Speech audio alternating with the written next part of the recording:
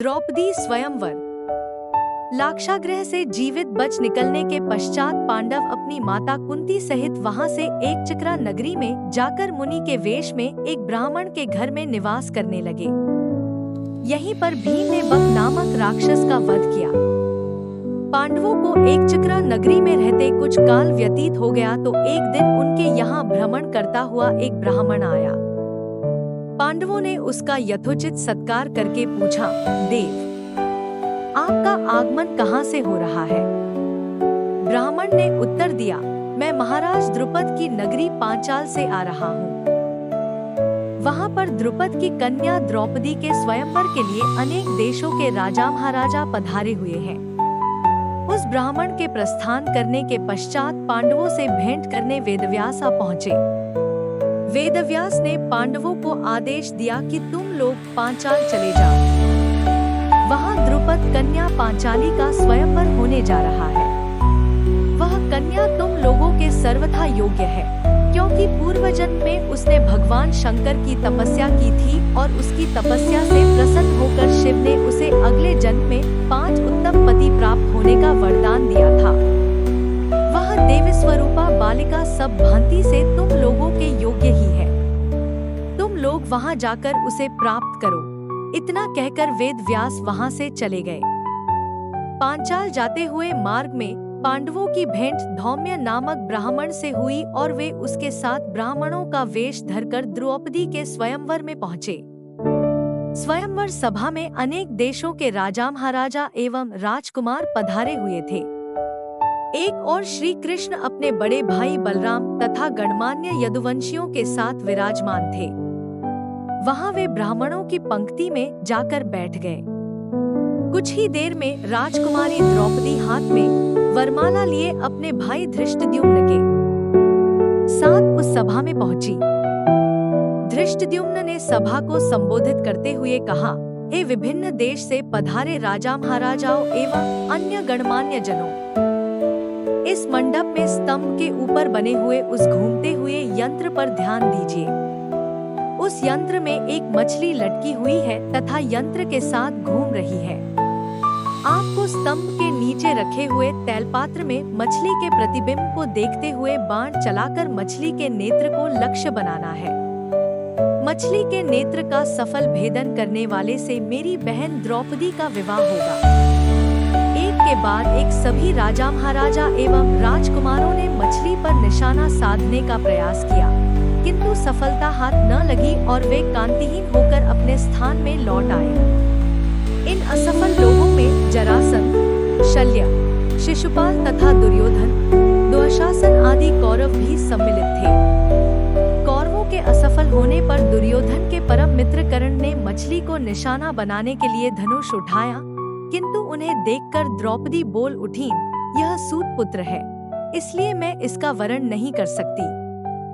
द्रौपदी के वचनों को सुनकर कर्ण ने लज्जित होकर धनुष बाण रख दिया। उसके पश्चात ब्राह्मणों की पंक्ति से उठकर अर्जुन ने निशाना लगाने के लिए धनुष उठा लिया।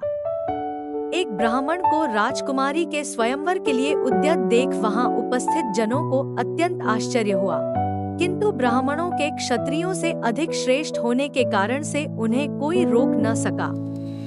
अर्जुन ने तैलपात्र में मछली के प्रतिबिंब को देखते हुए एक ही बाण से मछली के नेत्र को भेद दिया। द्रौपदी ने आगे बढ़कर अर्जुन के गले में वरमाला डाल दी। एक ब्राह्मण के गले में द्रौपदी को वरमाला डालते देख समस्त क्षत्रिय राजा महाराजा एवं राजकुमारों ने क्रोधित होकर अर्जुन पर आक्रमण कर दिया। अर्जुन की सहायता के लिए शेष पांडव भी आ गए और पांडवों तथा क्षत्रिय राजाओं में घमासान युद्ध होने लगा। श्री कृष्ण ने अर्जुन को पहले ही पहचान लिया था, इसलिए उन्होंने बीच बचाव करके युद्ध को शांत करा दिया। दुर्योधन ने भी अनुमान लगा लिया कि निशाना लगाने वाला अर्जुन ही रहा होगा और उसका साथ देने वाले शेष पांडव रहे होंगे। वारणावत के लाक्षागृह से पांडवों के बच निकलने पर उसे अत्यंत आश्चर्य होने लगा।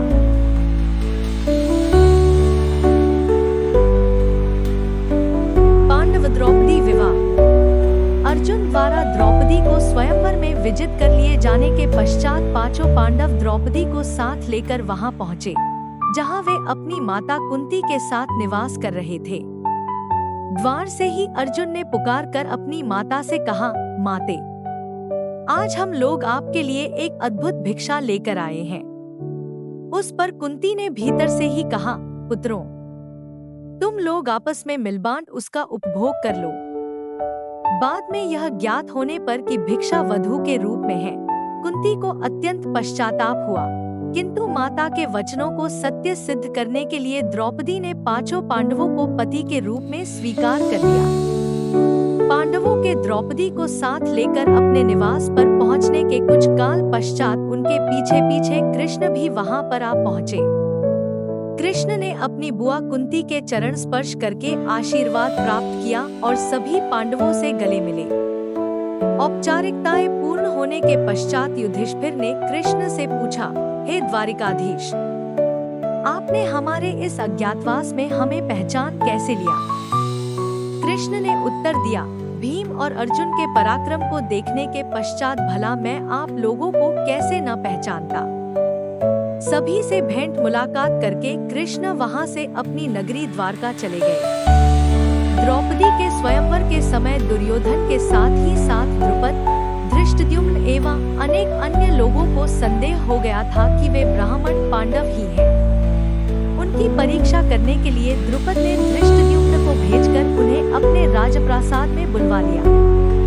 राजप्रासाद में द्रुपद एवं धृष्टद्युम्न ने पहले राजकोष को दिखाया, किंतु पांडवों ने वहां रखे रत्नाभूषणों तथा रत्नमाणिक्य आदि में किसी प्रकार की रुचि नहीं दिखाई।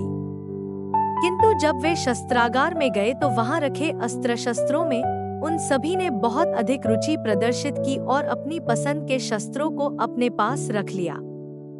उनके क्रियाकलाप से द्रुपद को विश्वास हो गया कि ये ब्राह्मण के रूप में योद्धा ही है। द्रुपद ने युधिष्ठिर से पूछा, हे आर्य, आपके पराक्रम को देखकर मुझे विश्वास हो गया है कि आप लोग ब्राह्मण नहीं हैं। कृपा करके आप अपना सही परिचय दीजिए। उनके वचनों को सुनकर युधिष्ठिर ने कहा, राजन, आपका कथन अक्षरशः सत्य है। हम पांडु पुत्र पांडव हैं। मैं युधिष्ठिर हूँ और ये मेरे भाई भीम, अर्जुन, नकुल एवं सहदेव हैं। हमारी माता कुंती आपकी पुत्री द्रौपदी के साथ आपके महल में है। युधिष्ठिर की बात सुनकर द्रुपद अत्यंत प्रसन्न हुए और बोले, आज भगवान ने मेरी सुन ली। मैं चाहता था कि मेरी पुत्री का विवाह पांडु के पराक्रमी पुत्र अर्जुन के साथ ही हो।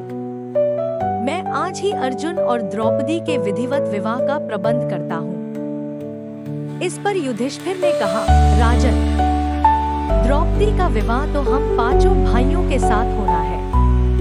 यह सुनकर द्रुपद आश्चर्यचकित हो गए और बोले, यह कैसे संभव है?